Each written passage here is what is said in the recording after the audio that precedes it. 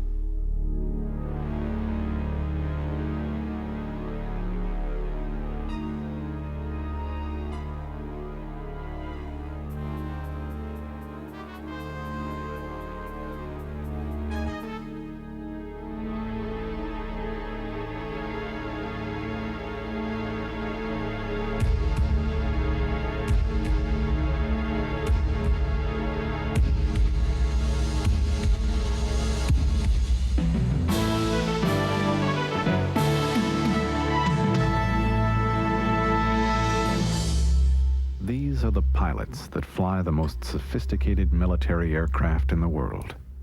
They fly higher and faster and deploy more weaponry than any other pilots in the world.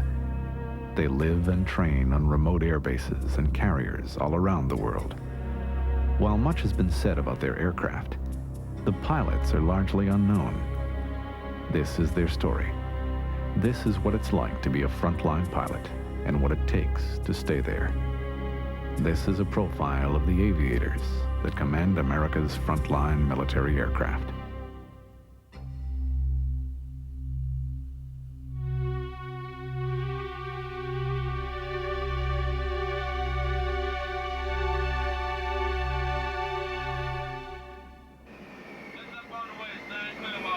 Heads up on the waist, clear to top, heads up waist.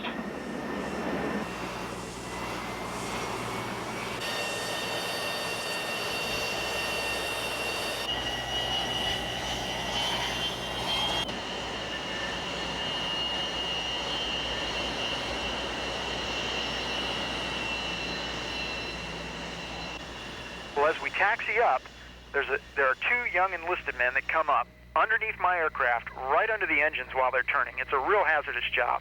One puts what's called a dog bone in the back of the landing gear. There's a little special fitting that's the holdback fitting. And what this dog bone looks like, it looks like a little chewy toy that is precision milled. And that thing for the A6 is made to snap at 58,600 pounds. Exactly.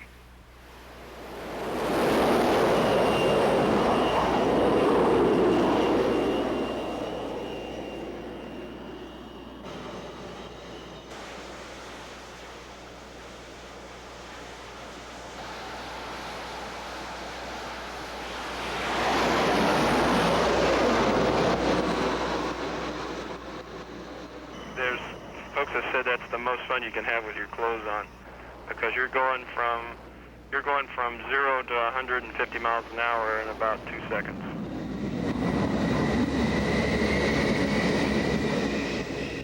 During the day, we do what's called a clearing turn, where the moment you are clear of the deck, off the front you turn to the right, and off the waist you turn to the left to clear away from the front of the aircraft carrier, so that if something happened and you had to bail out or eject immediately, that the carrier wouldn't run over you.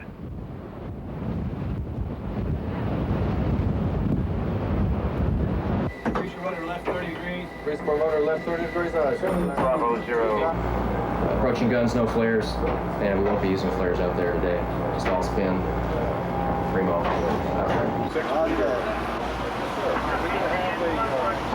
What I need you to do is take 307 and 406 and get them fore and aft.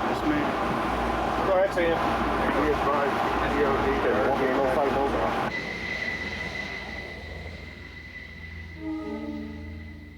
At nighttime, it's like being thrown into a closet, because you're just essentially seeing some lights off the ship and suddenly it's black dark. Every approach at night off the carrier starts as what most pilots would call a precision instrument approach. It's sort of like going down a mine shaft in the middle of the night just a single point of light out there in front of you. And when the ocean starts pitching and heaving a little bit, it can get real sporty. We're way out away from the carrier, all stacked up in a Marshall stack, much like it gets when Atlanta gets all fogged in or something, and everybody's circling and waiting. And we come down at 1 minute intervals at a very precise profile over the ground at a very precise speed. You know, many times in the Navy you'll work blue water operations where there are no diverts available, so it's either bring it back aboard or eject alongside the ship, and most of the people, the latter option is not a good one, so they'll do whatever we've got to do to get the airplanes back aboard.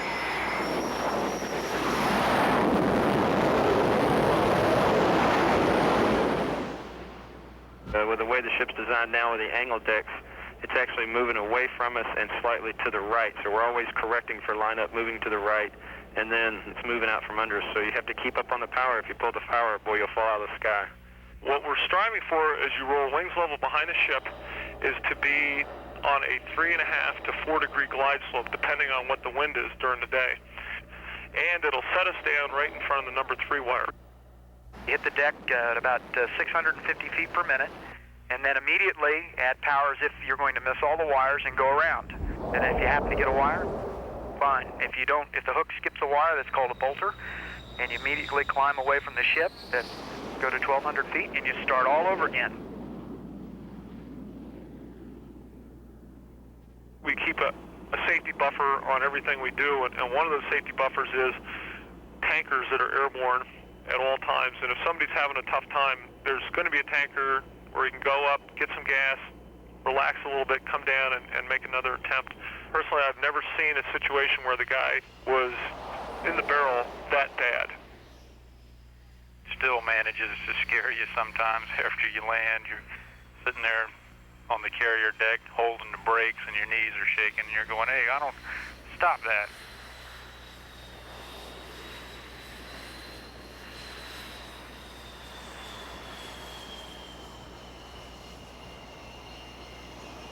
To tell you the truth, after flying off the ship for a while, if I had an emergency, I'd much rather have it at the ship. Picture yourself in an airliner going 130 knots down, a runway at Dallas-Fort Worth, and the guy blows a tire, he has an engine fire or something. Does he have enough flying speed to get airborne? Does he have enough runway to get stopped? For me, when that catapult fires, I'm going flying. I've got my flying speed, all that's built in. If my aircraft is working, I'm fine. If it's not working, I've got an ejection seat to get out of it. So, the Navy's provided me a lot of options there.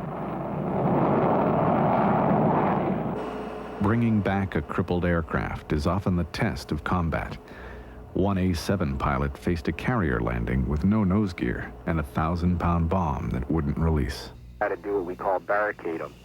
And what they do is we put up a big net, and essentially he flies his aircraft into the net. It's a very difficult approach, and the fact that he had a weapon that if it did jettison on touchdown or through the net could explode. And essentially what we did was clear the flight deck except for essential personnel, had the net up, and he flew a real nice pass into the barricade, and it was uneventful, fortunately.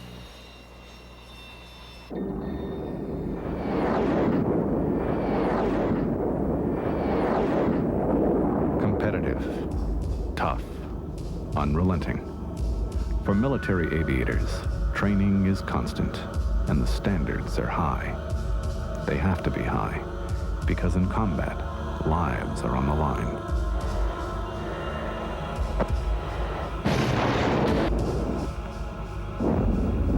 When you come back out of pilot training, you think that you have the handle on it, but you really don't. I think that's about the 5-year point that it gets to be like that. The modern military talks about the total weapon system, and that it includes the pilot. The pilot's not a separate piece of machinery in there. When we go to WESUP, which is a weapon system evaluation program down at Tyndall Air Force Base, and we shoot live missiles out over the ocean, they are judging the entire weapon system to include the pilot because he is considered part of the machinery at that point.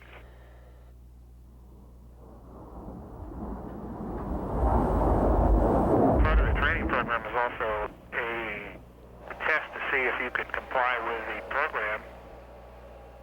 Professional pilot, like a surgeon, you follow the correct procedure because it is the correct procedure. We go out, we train constantly. That's our nature. A lot of the missions we do take quite a bit of concentration, and a lot of times puts us in positions that aren't quite as comfortable as you'd like. Flying through the mountains at night with a bombardier navigator looking at his radar and determining whether we're going to fly through a valley or into the side of the mountain. It takes some nerve, takes some cool under pressure.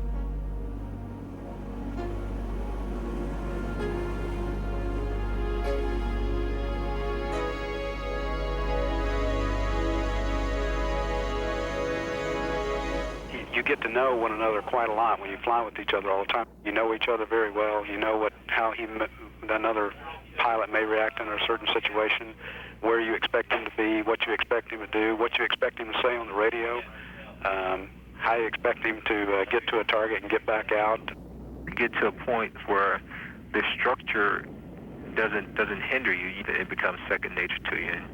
It's just something that's there. It's not something that's in front of you. It's just something there with you. When I was going through pilot training, for me, a good day was when they let me go out and solo the airplane, and I got to go out and I got to do whatever I wanted to do, and I didn't have any curriculum to follow. And if I didn't want to do the checklist, nobody was there to watch me. And you go out there, you get in your jet, in the front of your mind the whole time you're thinking, I can do anything I want, and you wind up going out to your area, and you wind up practicing the stuff that you would have practiced if the IP was there, because you got a check ride coming up. You run all the stuff you would have anyway.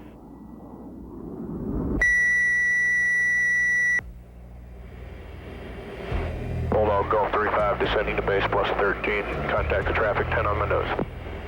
Copy. Contact. Copy Golf. Salmon 6-3 is up. Salmon 6-3, copy. There's definitely personality differences, no doubt. It starts right in pilot training. It's not by chance that a guy gets into a fighter. It's based on his performance, and it's also based, just on his personality. The guys at the bottom of the list usually get some sort of heavy, and the guys at the top of the list either get fighters or are instructor pilots. If you're going to strap on an F-16 and go up there by yourself and successfully penetrate enemy airspace and avoid their defenses and avoid their other aircraft and their missiles and everything else, and get to the target and put your ordnance on target and then come back and survive, you better be cocky or you're probably not going to be able to do it. Descending now. Thank you. Okay, we'll be back in a minute. That's 25 knots.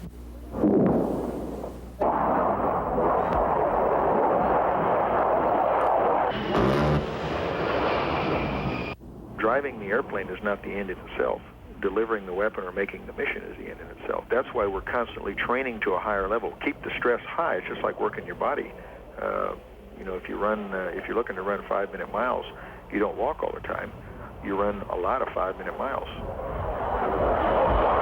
Once we're in the air, we must function as a team. There's one head, and that's the flight lead, but there's a lot of body out there, and that comes in from the other aviators. The guy flying with you a lot of times is your eyes for the threat, and he would be the one to call you to expend flares or to brake to defeat the enemy threat coming towards your aircraft. There are things that you just can't see, and we look for each other. And I probably owe my life to some very, very capable wingmen who called out timely threat reactions and had me expend flares or chaff to negate SAMs that were coming up to me that I was unaware of.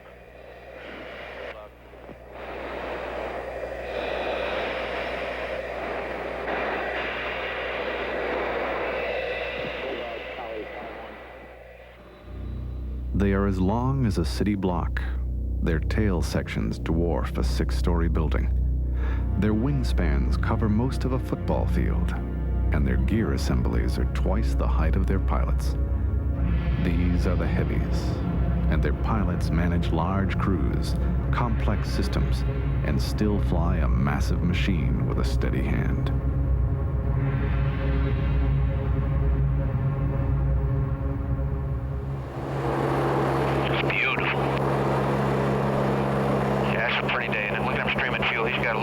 Roger. We as a tanker want to fly the most stable platform that we can so that they can rendezvous with us and get their gas and be on their way. I really love air refueling, both receiver and tanker both, because you get to see different airplanes and you get to work with different people. And in my job, the best mission you could have is go down and get in a group of fighters off the coast where you got F-16s and F-15s and F-4s and maybe a couple of F-111s, and they're all doing a strike package together, and then you throw in an AWACS that's been on orbit directing the team, and you're refueling them all, and then you get a 135 for yourself, and you get some time too. That's the ultimate mission there. You've got everything. You're doing it all. You're doing heavies, you're doing fighters, you get to see it all. 4-4 aircraft, say again? It's inherent that you will help out your fellow pilot any way you can. You will help out your fellow buddy, your fellow aviator. You will go in and do what you need to do to get the job done. And if that means that you're going to short yourself 10, 15, 20,000 pounds of gas in my airplane to get another airplane home or give that extra offload to make sure the guy can get that target, you'll do it. You'll make it happen. I should have a second A6 coming up here to the number 3 tanker here. He's right over on the right, Skipper. Okay, I've got 2 F-18s crossing underneath us. There's the other A6. Those are the electrics now. Our receivers were coming back and low on fuel, and they needed to get rendezvoused with us in order to get their gas and continue on. And we were trying to get separated and trying to get into some clear weather, and we were trying to climb higher and go lower and deconflict the airplanes, and people were kind of, well, there was a lot of high tension and yelling, and the boom operator would have them in sight and we'd need to go this way, and the navigator would want us to go another way because we had another airplane, another receiver coming in that the boom operator maybe didn't have in sight yet, and at the same time the pilots were coordinating with other tankers that were at consecutive altitudes, and just a lot of things happening at the same time. You can't bring any home or family problems with you. You need to leave that stuff behind when you're flying and think about your mission and what you need to do. And I guess that's something that you need to tell yourself and not let anything else bother you. Copy 2, Pitbull 1. If we could get you to turn around here in the next couple of minutes and take us at least to the north point of the track, that'd help. The hardest thing about tanking at night is seeing a large group of lights out there and joining on that large group of lights. Once you get, because you have a tanker and he has 3 or 4 aircraft already on him, and you have to figure out, okay, what's his aspect and how I can safely get aboard this guy without someone else hitting me. You're cleared back over to the right wing, Pitbull 3. Right. Or when you come off, go to the right wing. 3. Pointer 4-3, copy 01 is over the CP at this time in a left turn to 2325. The guy I talked to is a F-111 pilot. He said after the first night, he said he was coming home, the weather was fogged into this base he was supposed to get to, and the call came up and said, don't worry, there's a KC-10 orbiting right there waiting for you. And he said, man, see that sight was just unbelievable. He said, here I am, number 6. I'm tail end Charlie, and, he said, man, I just knew that there was enough gas waiting for me that I wasn't going to have a problem. I've refueled the F-15, F-16, F-111, and F-4 Air Force style, and I've refueled the A-4, F-14 Navy style, and I think it's a much more challenging task to refuel where you're putting the probe into the basket.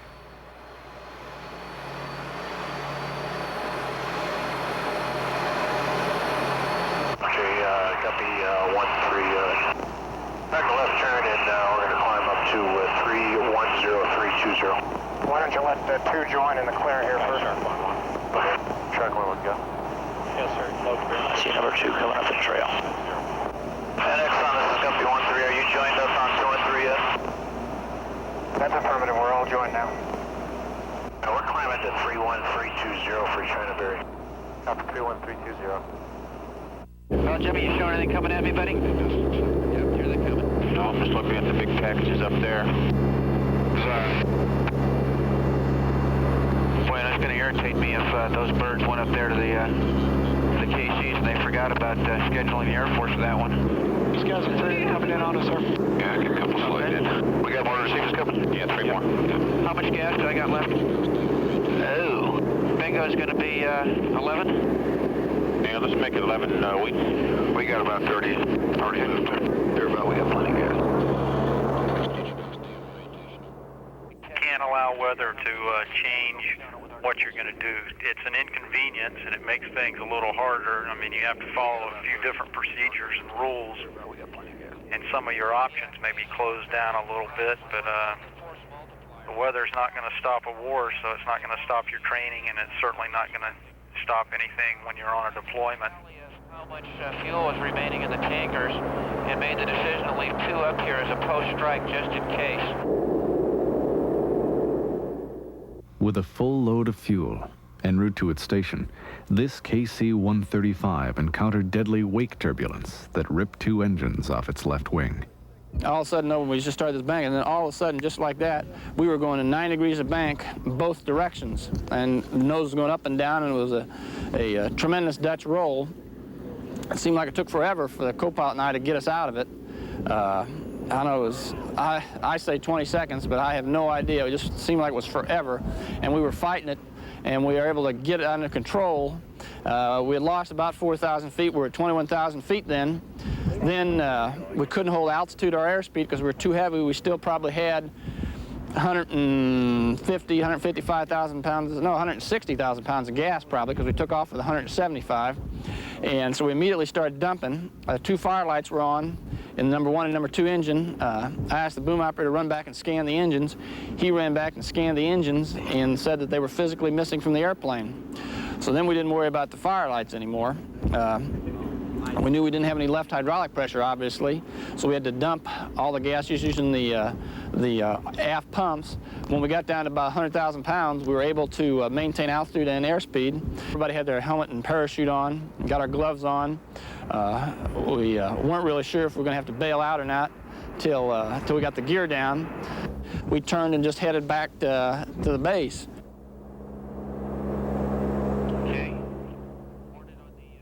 I think it's the hardest thing I ever learned was to air refuel the C-5. You're pushing a wake in front of you that moves his tail around. If you come in a little bit to the left, he'll move to the right. You could actually steer his airplane. The control inputs that you put in to stay behind the tanker have to be so small, and you have to be so far ahead that you're actually, if you want to move the airplane 3 foot to the right, you make that right input with just a flick of your wrist. Then you make a left input to stop the airplane, stabilize it. And it's just real hard to learn. If you're thinking about it as you're doing it, you can't do it. It's feel. It's a feel you get for it.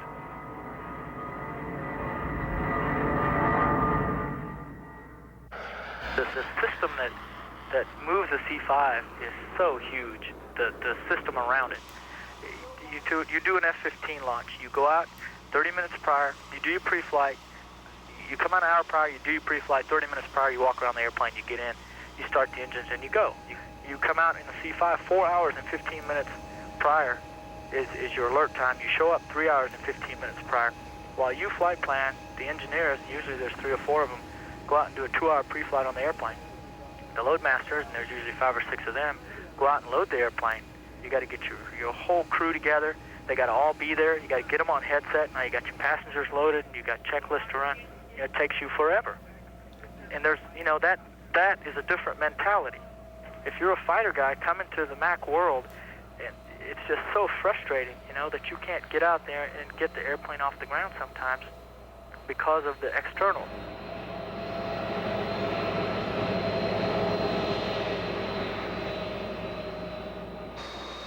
We've just picked up 4 or 5 brand new co-pilots just out of pilot training. And the first thing almost all of them do is they drop their bags off, walk past the ladder to go up to the flight deck, walk back to the very back to the T-tail, and they look up. Almost the first thing they always do, because they just cannot believe that they're flying this building around, which, size-wise, that's what it is, the big old hangar building. And but once you get into the seat and get your hands on the yoke, it's a different story. don't think about what's behind you.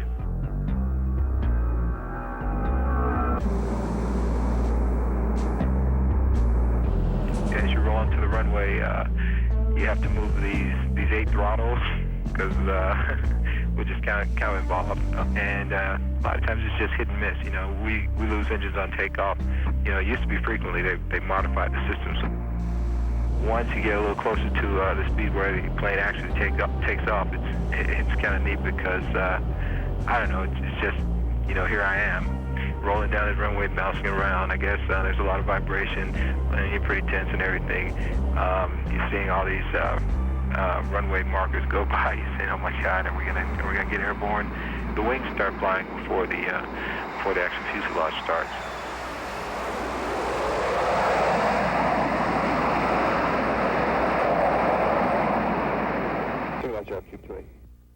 One of the things that we have to do for our check ride is go up and get the airplane into the air fueling position and then move in increments of 2 feet in that position and explain to the student where you're going. You know, it's amazing. Here it is, you know, you got 180, 200,000 pound airplane. So, okay, well, I'm going to move it 2 feet to the right.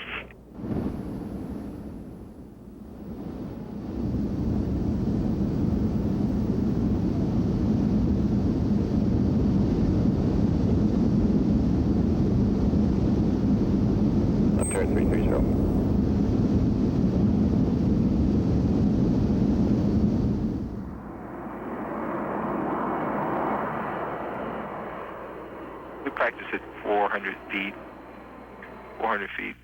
And, you know, and that's not very much when you consider if you go into a 30-degree bank that the tip of your wing is probably 200 feet off the ground. And aren't there trees like 200 feet high?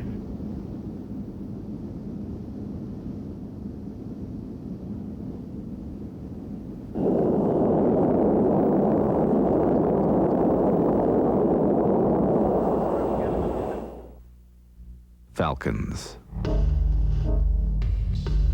eagles, tomcats.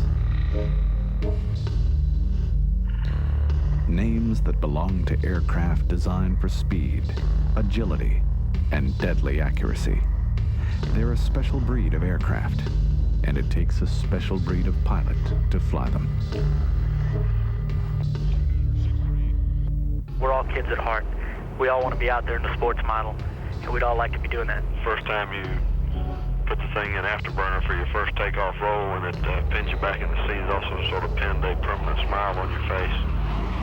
The acceleration of the airplane, the power of the airplane, the layout of the airplane, you just sort of, instead of sitting in it and flying it, you just sort of wear this airplane.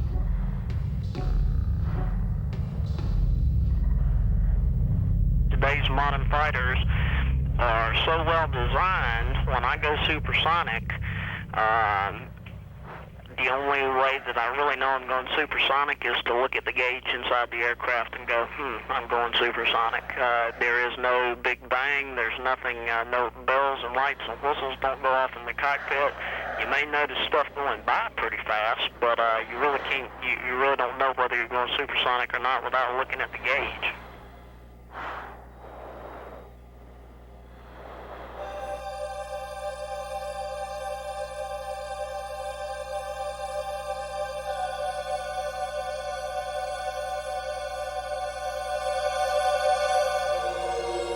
I don't think of ourselves as elite. I think we're pretty much the average fighter pilot.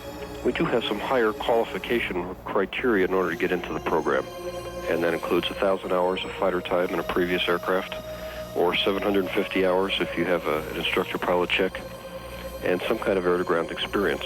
Other than that, we take a broad gamut of pilots from across the tactical forces. What we're looking for is not so much piloting skill, but maturity and the capability of flying by yourself at night in a single-seat aircraft. The F-117 is a very easy airplane to fly, and the pilots do not have trouble employing it.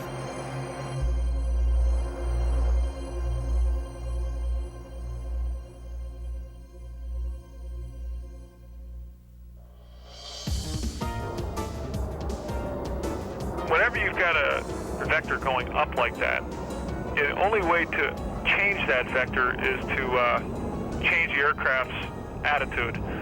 There's two ways to do it. You could push the stick forward and push the nose over, and if you do that, what you'll induce is a great amount of negative G, and that's extremely uncomfortable, and it'll usually bleed off a lot of energy. Whereas if you roll inverted and pull back on the stick, you'll be inducing positive G's, which is much easier to accept in the human body.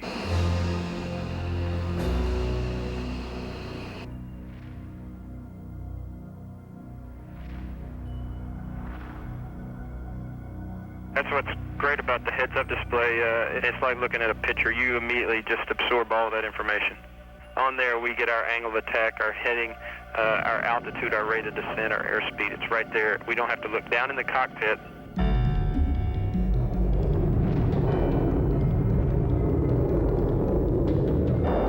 It's just like the fighter pilot. You know, yes, it's great to be flat on your back and hosing the other guy and shooting him down and all that thing, but a lot of flight discipline got him there. Not a lot of romantic notions about punching holes in the air or anything. You end up there. You end up punching holes in the air and doing all those things, but it's usually your high degree of professionalism and aviation skills that got you to that point.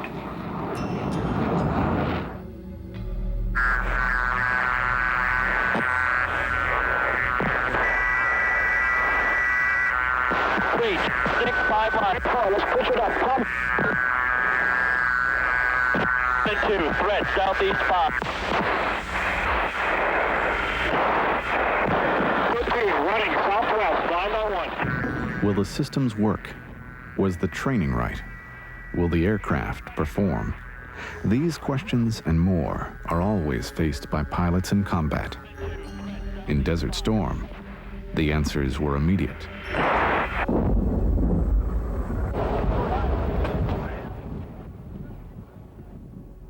It was like the last time we put to sea on the way to Desert Storm.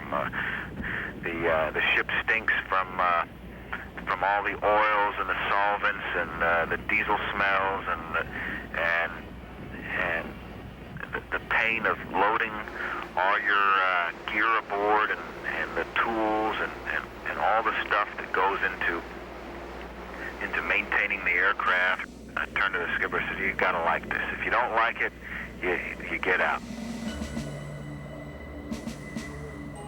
There was a little bit of fear and concern, first of all, that you may not come back.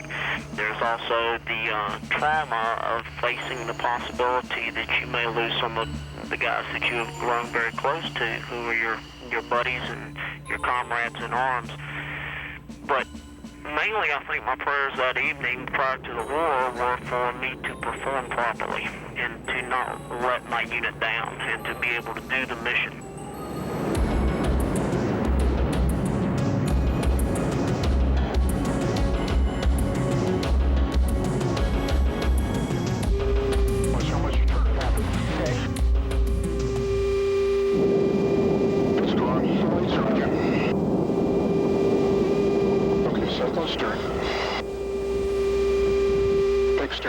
Okay, altitude 30. Come start. 6 speed. Speed is 470.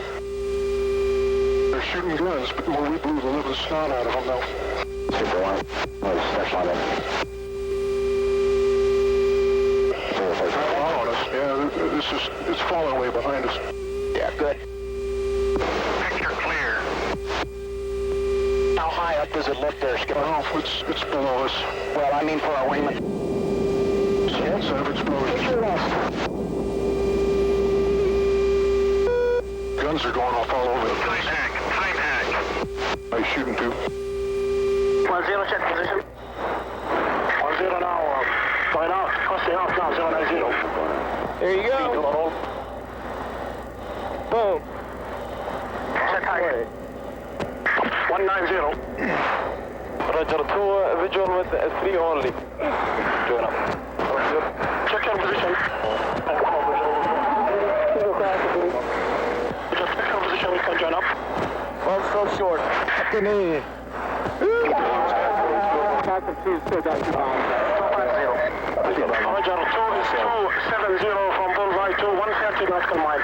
Falcon 1. We went into Kuwait. We had over 40 surface-to-air missiles launched at us. At that point, it was more missiles launched at any single flight in the history of aviation.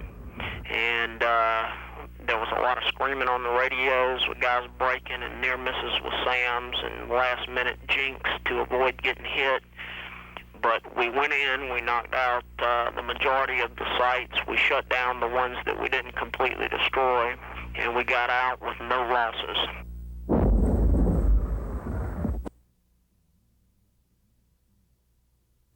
As pilots anticipate the increasingly sophisticated cockpit environment of tomorrow, they realize man and machine will be integrated in ways never thought possible. As much as they are aviators, the pilots of tomorrow will be information managers as well. The pilot will evolve because I think his workload will get bigger and bigger and bigger. As weapons get more sophisticated and the mission, of course, gets much more sophisticated, the threat is certainly getting more sophisticated. It puts more demands on the pilot and the aircrew. What you'll see the next generation of aircraft moving into will be eye-watering. I noticed two gentlemen were looking at the airplane talking to each other, and they were, I guess they had been World War II pilots, and they walked up, I walked up and said, hey, how would you like to buy one of these today? And they were laughing and said, boy, we were born 20 years too early. And I told them 20 years from now I'll be standing there looking at some sort of a stealth fighter going, yep, I was born 22 years too early also.